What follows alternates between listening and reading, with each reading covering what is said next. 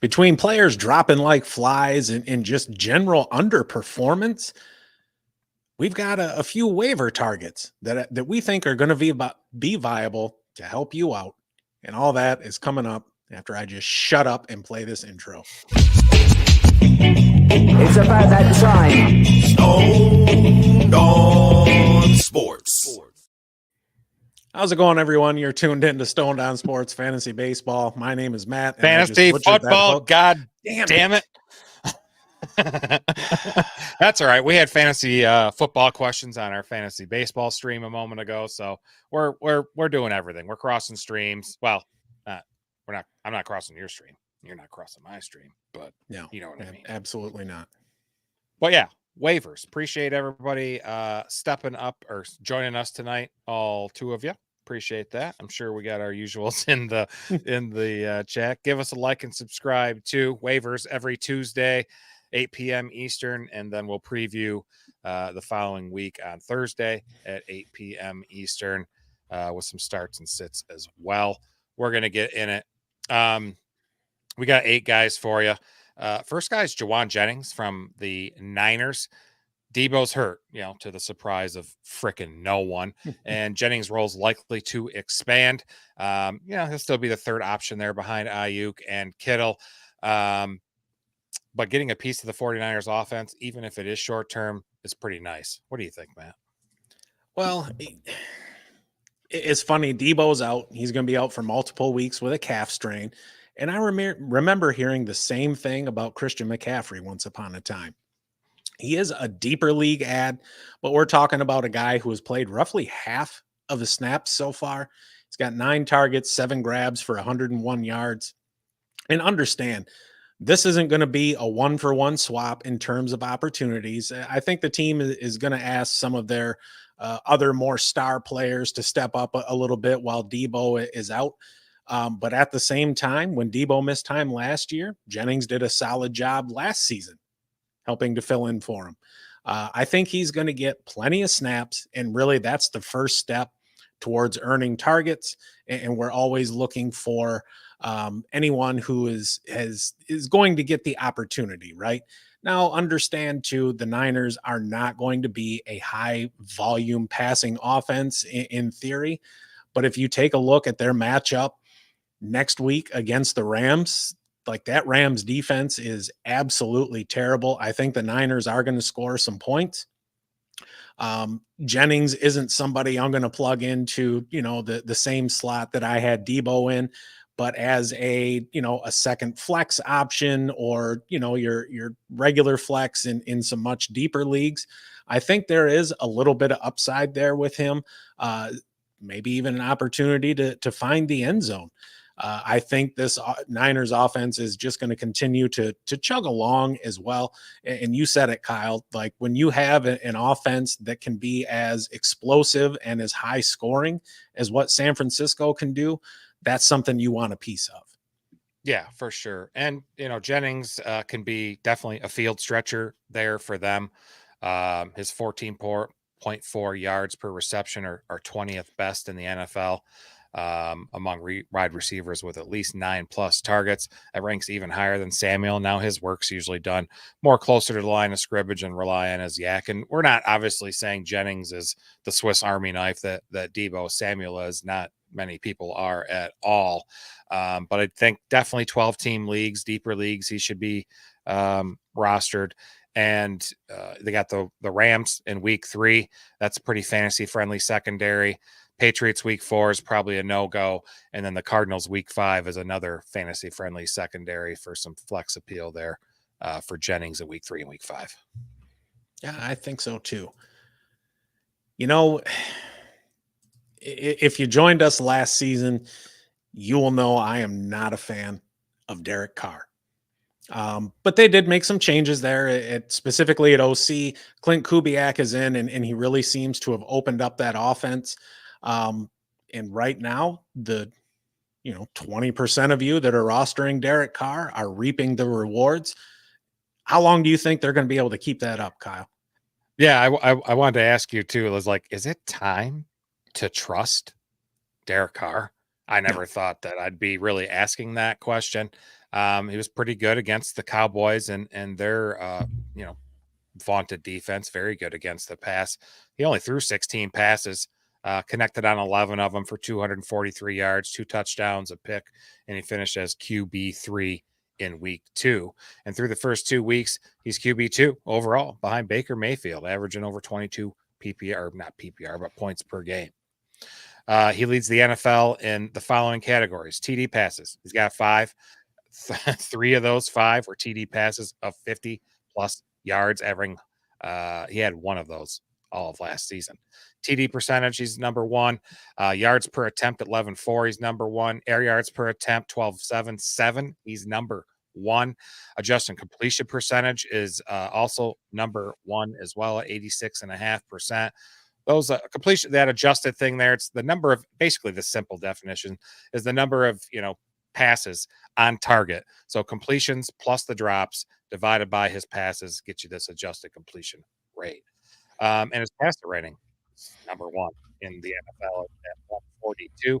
And among all QBs, number 1 PFF passing grade, and number 2 PFF offensive grade, and 6th in ADOT among QBs as well. And he had the first 15 drives that they did this season ended with points, which is just ridiculous. You don't see that in the NFL with such parity in the league. And people were wondering if it was Carolina was so bad in week 1, but like you brought up Kubiak, Carr is thriving under new OC Clint Kubiak's system.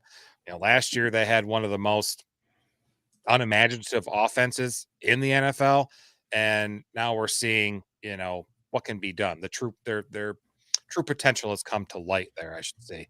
They put up 91 points through 2 weeks, the second most in Saints history, and tied for the 6th most among any team in NFL history. They got a favorable matchup against the Philadelphia Eagles secondary this week in week 3. If you watched Monday Night Football the last couple minutes there, Kirk Cousins just surgically went down the field and destroyed that secondary. They've already given up over 500 passing yards and 4 passing touchdowns this season, the secondary of the Eagles have. So should be a good matchup there as well. After that, there's a division matchup at Atlanta. Kind of like that one too.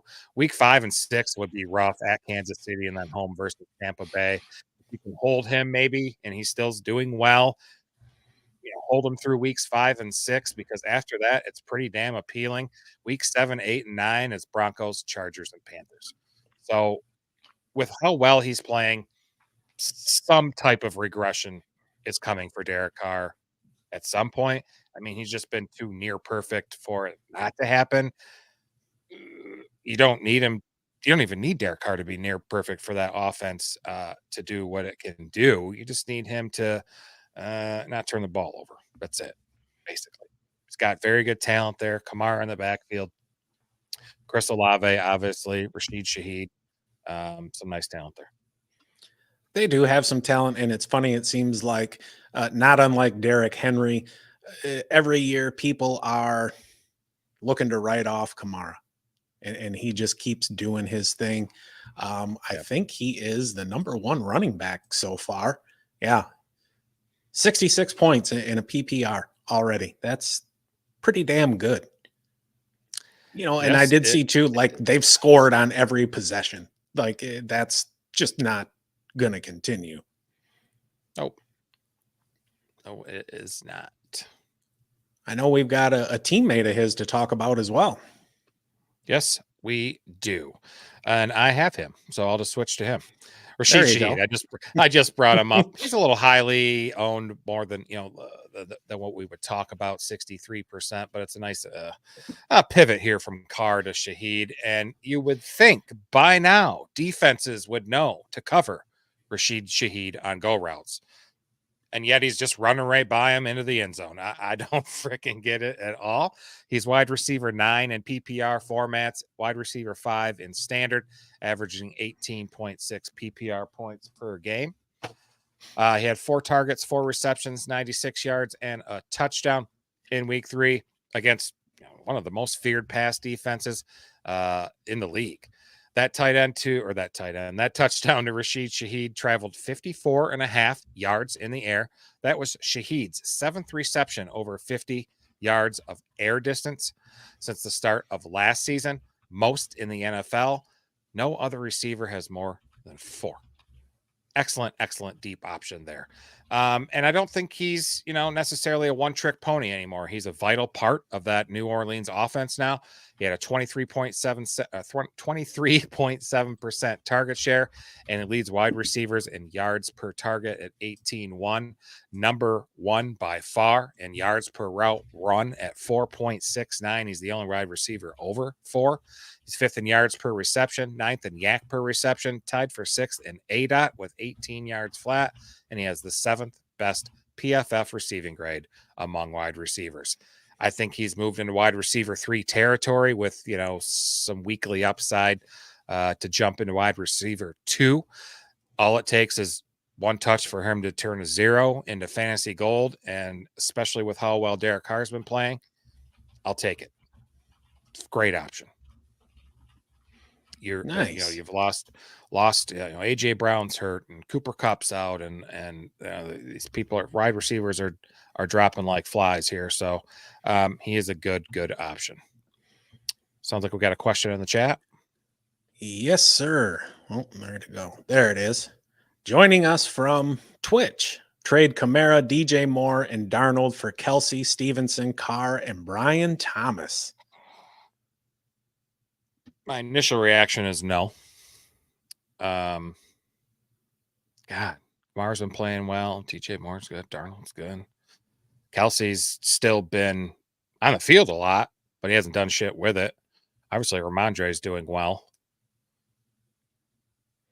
Brian Thomas looks like the receiver to target in Jacksonville, which I don't get with Christian Kirk there. Yeah, and I think it's worth asking too. You're doing a 3 for 4, so who are you going to drop? I mean, chances are it's just some jabroni on the end of the bench.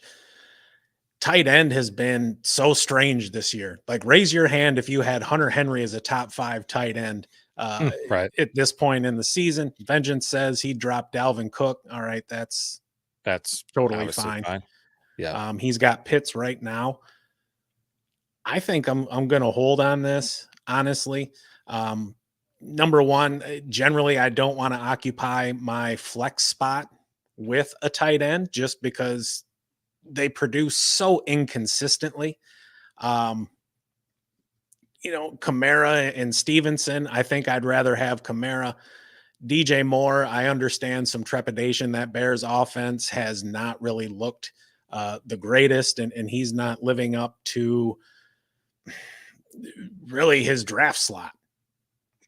Brian Thomas has been a nice surprise, but I think long-term over the course of the season, I'd rather have more. So I think I would hold on this one. I'd keep Kamara, Moore, and Darnold.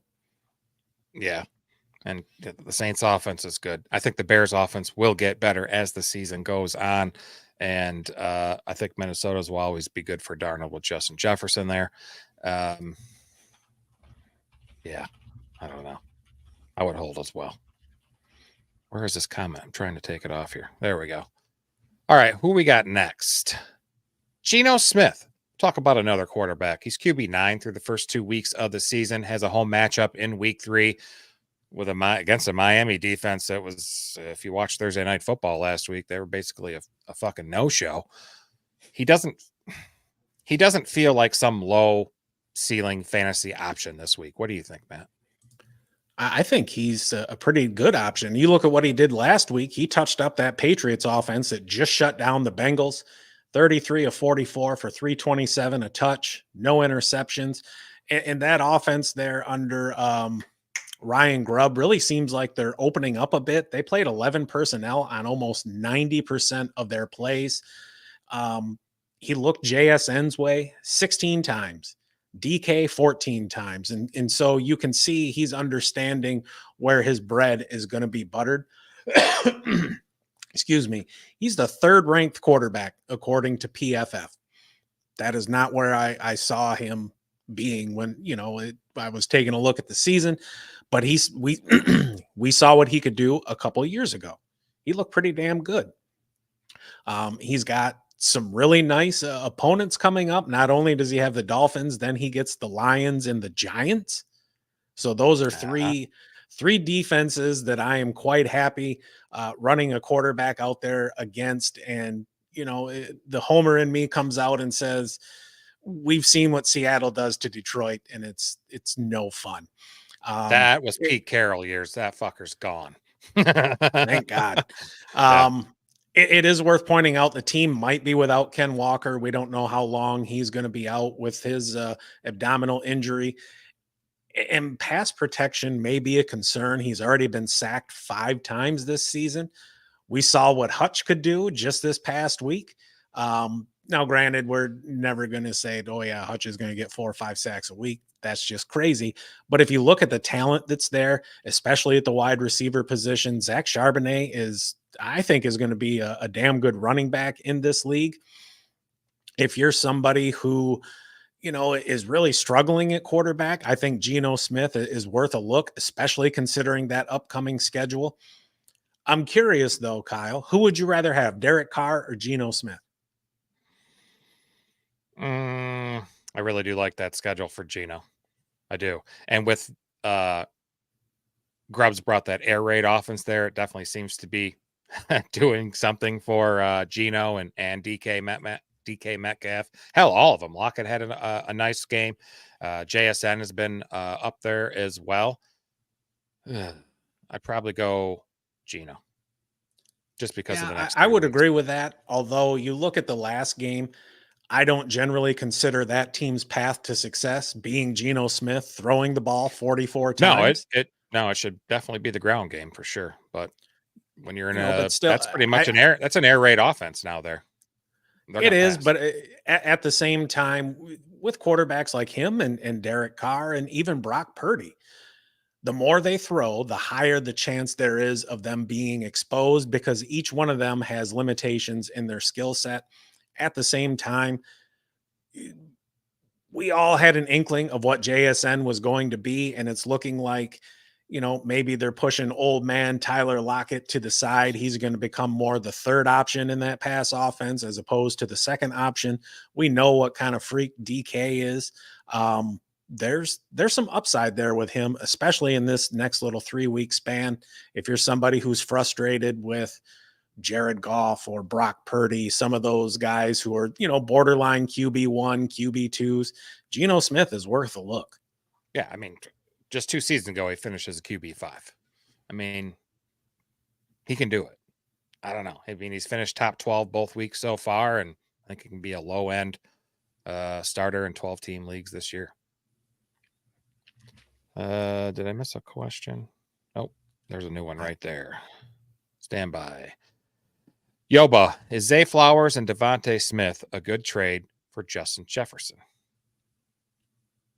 Zay Flowers and Devonta Smith, I think, is a little bit of an overpay for Justin Jefferson. Zay's been good. He has. He's, 4th in target share? Something like that? He's 8th in target share, 29.6, just under 30. I mean, that's excellent for a team that's run first. Oh, yeah, that's fantastic. And you look at Devonta Smith. Right now, you've got A.J. Brown out.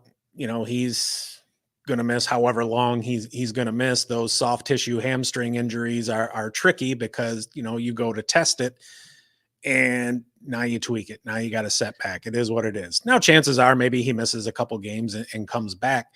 But at the same time, amongst wide receiver 2s on a team, I don't really know that there's anyone you'd put above Devonta Smith. I think it's between somebody like him and Ayuk, and San Francisco is also dealing with some injuries.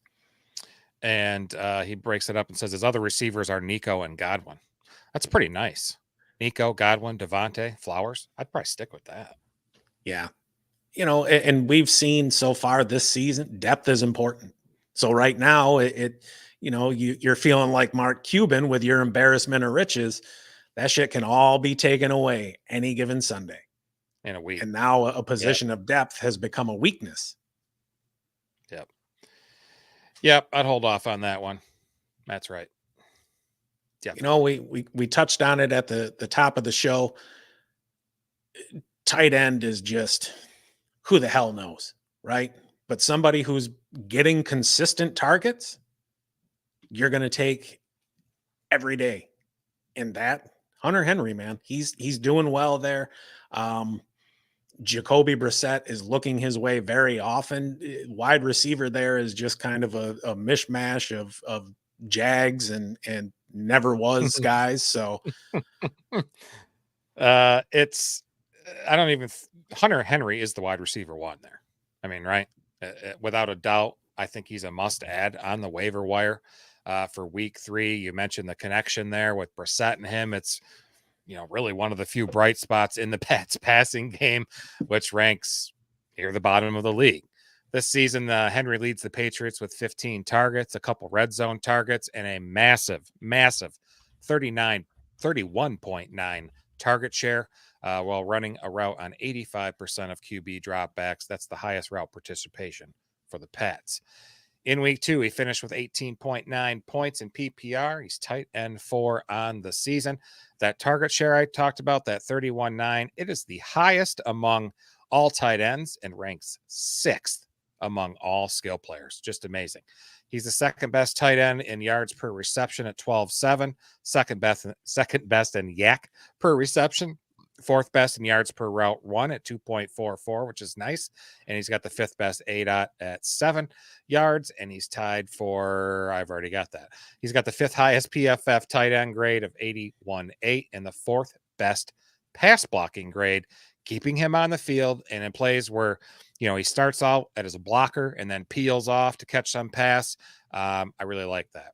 He is shaping up as a strong tight end 2, with the potential to flirt with that tight end 1 productions if he keeps seeing this many targets. I don't think we can expect him to maintain that huge target share all season, but I think his usage should remain ultra strong as like I said, the Patriots top receivers are young and lack a lot of experience.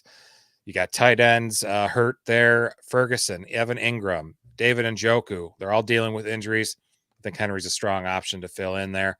I don't think his ceiling's not particularly high, but tight end play has been kind of disappointing so far. So I think it's worth taking a shot on him, especially if he continues to see this volume. We got the Jets, 49ers, and Dolphins in the next 3 weeks. So, the Dolphins matchup looks good, but, the Jets and Niners have shown some issues there on the back end that, you just saw Minnesota take care of on Sunday. So I guess too, if Hunter Henry's going to be a real hot target. If you miss on him, maybe a target Mike Gesicki with the Bengals. He had a team high 9 targets this last week, and he's tight end 5 in PPR. So if T. Higgins misses more time there, Gesicki's a good ad. I agree. And Gesicki, I mean, given his play style, it almost seems he's more of a wide receiver than a tight end. Yep. Okay. This guy, rookie running back for Tampa Bay, Bucky Irving. His time is coming. It's not a matter of when. It's when. It's not a matter of when. It's not it. I can't even fucking talk today. Again, Not I'm a just matter of stroking if, out. it's when. Yep.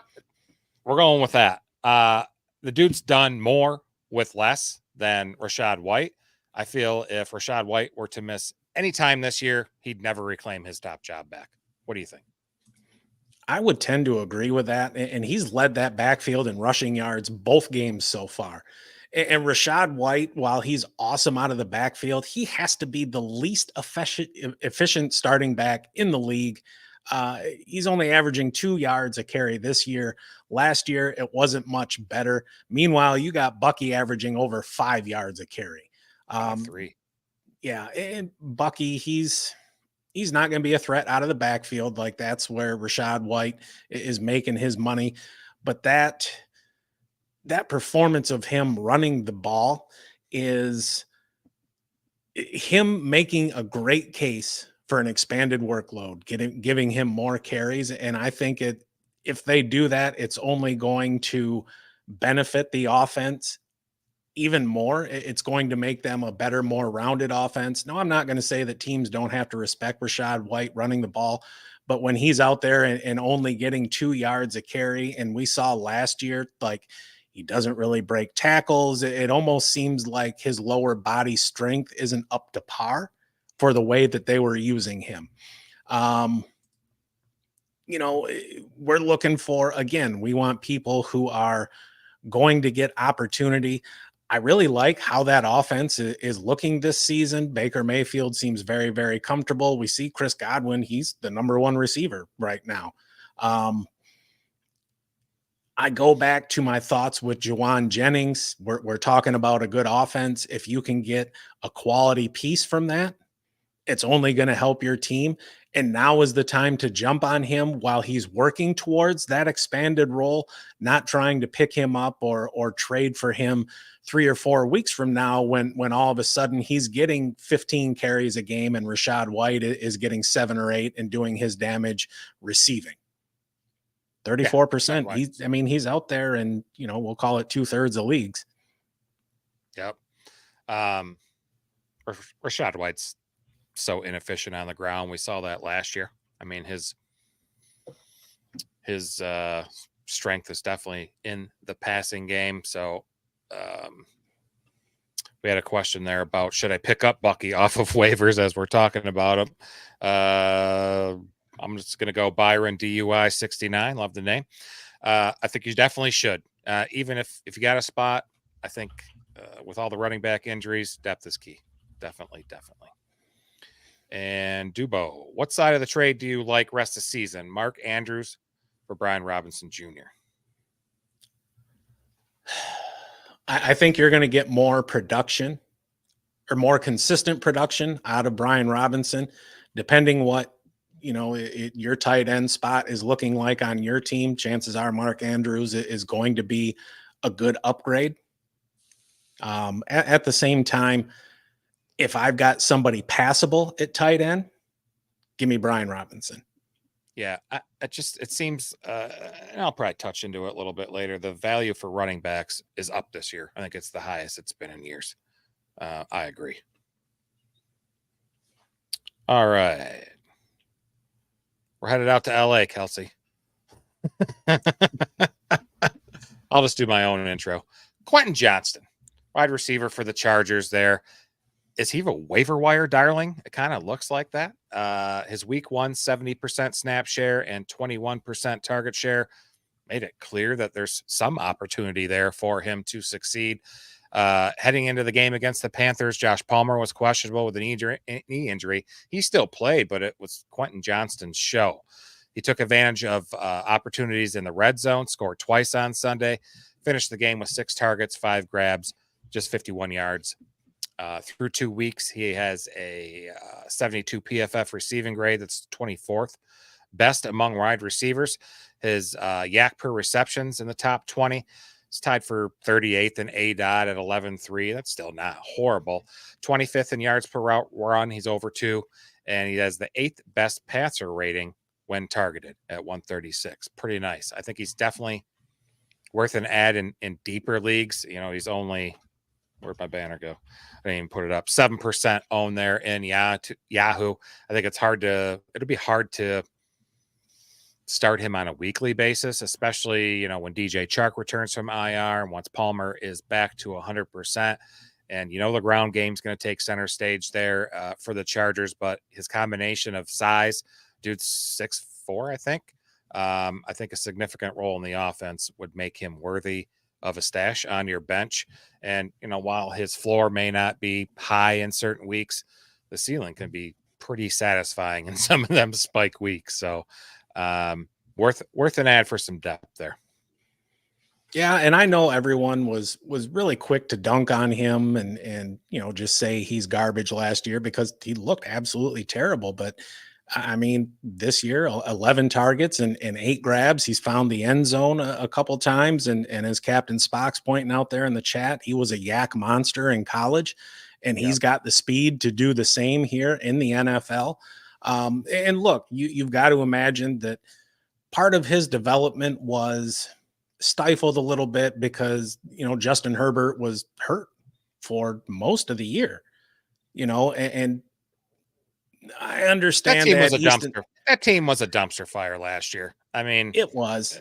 I'm sure it was an unorganized fucking mess, and you got Harbaugh in there, and you don't get to screw around there. Sure. And you're not going to have the same kind of volume you've seen in years past in the passing game from that offense. But at the same time, now you've given a top tier quarterback a very reliable run game behind him. That's just going to open more up for that offense. And it's almost like addition by subtraction. We're not going to throw the ball as much, but when we do, we're going to be much more effective with it. Yeah. Yep. Opens up that play action passing for them. We got a comment there, or a question from HD. Would you guys trade Devonta Smith and Ramondre for Olave, JSN, and Brian Robb in full PPR? I think that's a pretty fair trade. Olave to me is one of the best receivers in the league, one of the most talented receivers in the league that was held back by a combination of quarterback play and just a terribly vanilla offense. Brian Robinson, we were just talking a minute ago. I love his increased usage this season, especially in the pass game, and we're starting to see the emergence of JSN. I think I would like that side of that trade. Yeah. All things considered. Wish Olave got some red zone looks. He hasn't have any yet this year. I think it will happen. So I will agree. That kind of pushes it for me as well. Is just how well the Saints have been playing. I want a piece of that. Absolutely. Good question, Appreciate HD. you stopping by. Heck yeah. All right. So we got our last, well, not really a guy. It's a few guys here because the situation in Kansas City in the running back room is a little bit different now. Isaiah Pacheco's out for the foreseeable future, and the defending Super Bowl champs need somebody to take over in that backfield. Is it Carson Steele? Is it Samaje Perine? Kareem Hunt got signed to the practice squad today. Who should managers be targeting, Matt? I mean, really, this is a mess. Right. You've got Carson Steele. He was a fullback, halfback kind of hybrid. He was a camp darling. Yep. He is a limited player. Right. You've got Samaje Perine. Fantastic coming out of the backfield. He looked pretty damn solid last season in Denver, but it doesn't seem like the team really trusts him running the ball a whole hell of a lot. Right. And then you've got old ass Kareem Hunt, who he didn't look great last year in Cleveland, but it's familiar.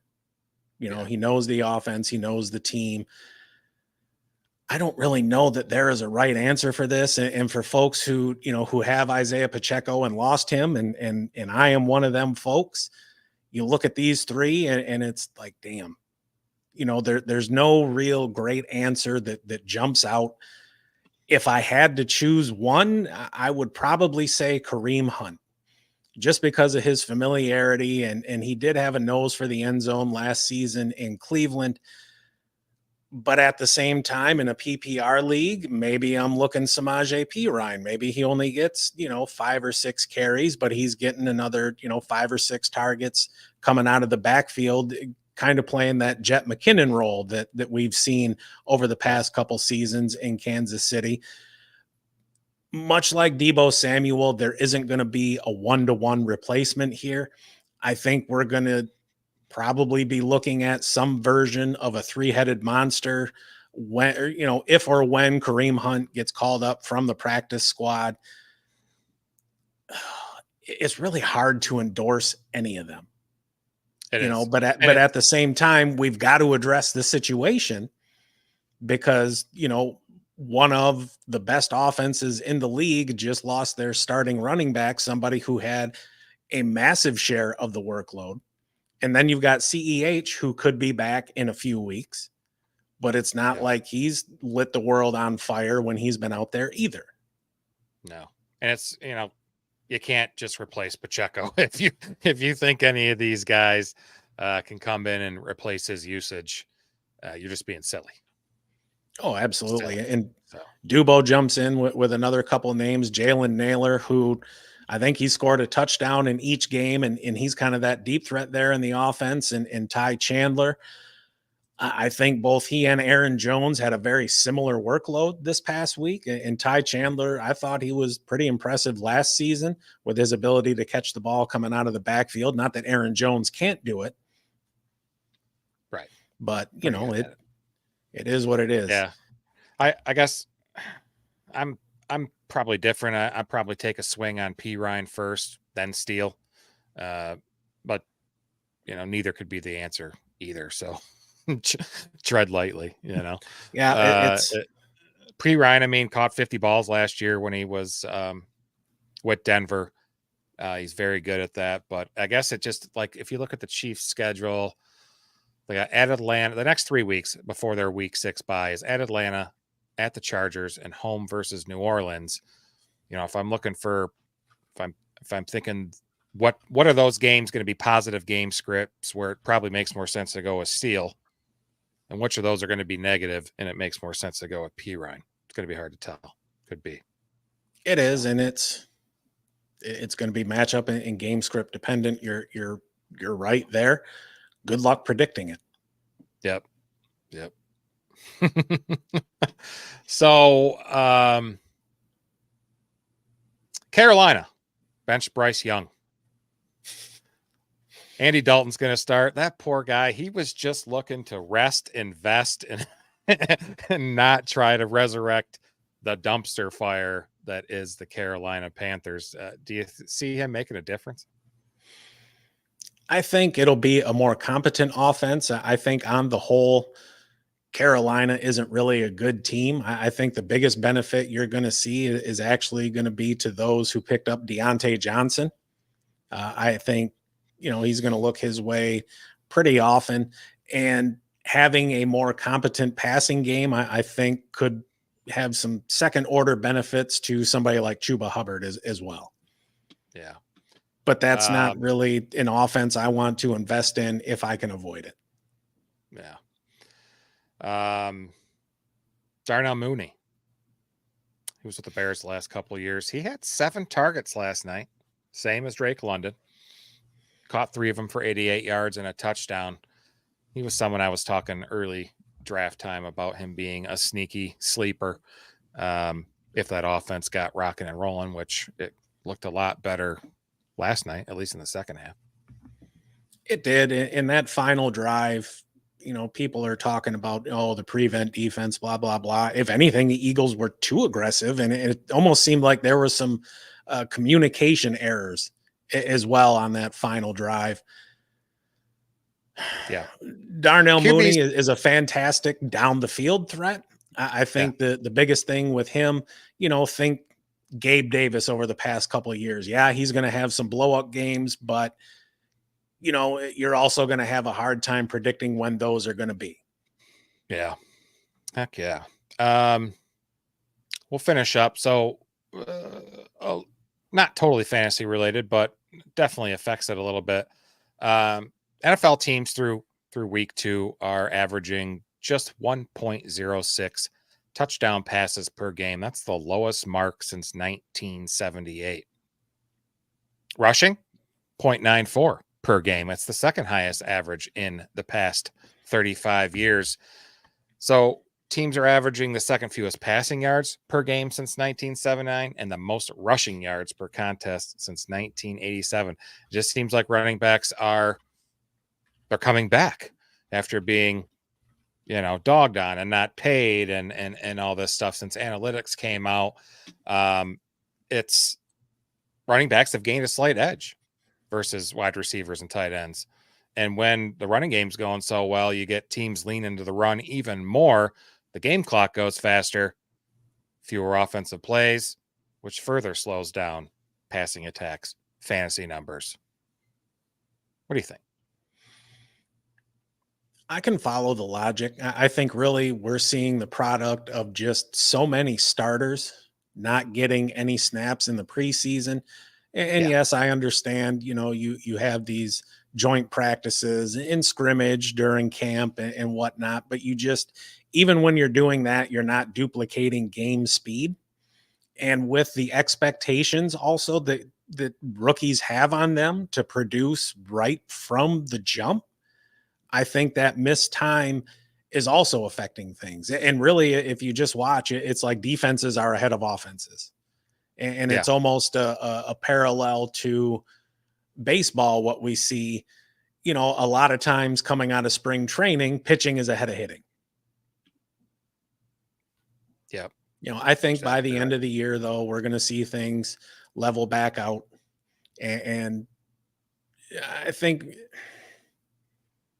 some of these injuries too, to just key pieces. Like, I mean, if you look at the Rams, like they're done. Yeah. I mean, who in the hell here thought Kyron Williams would be the last skill player standing for them? I didn't. I thought he'd be Right. the first guy. It's crazy. So them rookies are or Tyler Johnson's gonna have to step up. That rookie Jordan Whittington's gonna have to step up. Tutu Atwell still in the building, as well as DeMarcus Robinson. So gonna be tough because they got San Francisco and Chicago on tap the next 2 weeks. And you look at all the injuries to their offensive line too. Mm-hmm. Yep. Heck yeah. Captain Joking, huge fan of the show. Already a sub. Just sold Flowers and Worthy for Bowers. Okay. Bowers has been really surprising. Pretty bold. It is, but I don't hate it. He feels that he's the better version of 20. Man, Laporta's just disappeared this year. Holy. He has. Really I mean, he's disappeared until he goes out there, in the next week or two and scores 25, and then all is right with the world. Yeah, pretty much. Yeah, I don't hate that. So you got. It sucks. I would like to have seen some more with Pitts. I'm sure you're disgusted with it as well. I mean, I just don't understand how this guy came in his rookie season, posted 1,000 yards, and ain't done dick sense. You can't just all blame Arthur Smith either. You can't. No.